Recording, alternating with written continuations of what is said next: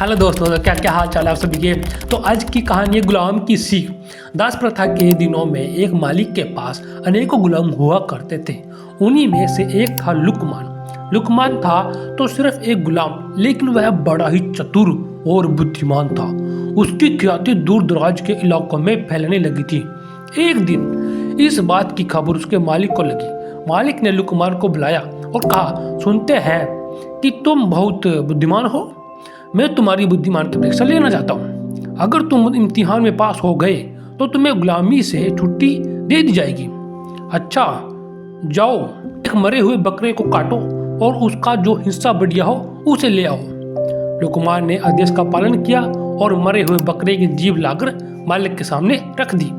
कारण पूछने पर कि जीभ ही क्यों लाया, लुकमान ने कहा, अगर सिर में जीभ अच्छी हो तो सब कुछ अच्छा ही अच्छा होता है। मालिक ने आदेश देते हुए कहा, अच्छा इसे उठा ले जाओ और अब बकरे का जो हिस्सा बुरा हो उसे ले आओ।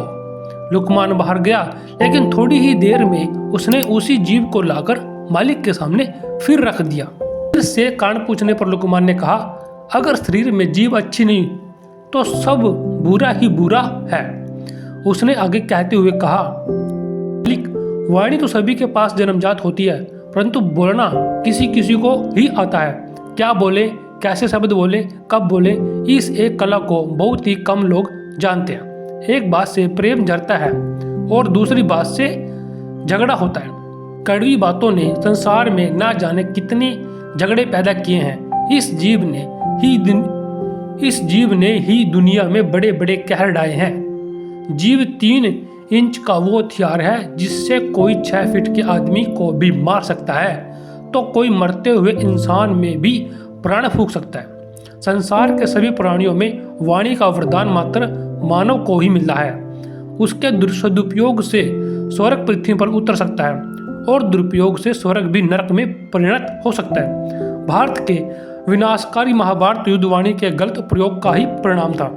मालिक लुकमान की बुद्धिमान और चतुराई भरी बातों को सुनकर बहुत खुश हुआ।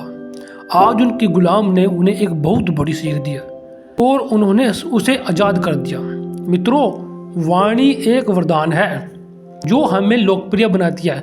वही कर्कश या तीखी बोली हमें अपश्य दिलाती है और हमारी प्रतिष्ठा को कम करती है।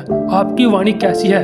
यदि वो तीखी है या सामान्य भी है तो उसे मीठा बनाने का प्रयास करिए। आपकी वाणी आपके व्यक्तित्व का प्रतिबिंब है, उसे अच्छा होना ही चाहिए। तो दोस्तों, आज की ये थी कहानी। आपको कैसी लगी कमेंट करके जरूर बताएं और अपना ख्याल रखें। धन्यवाद।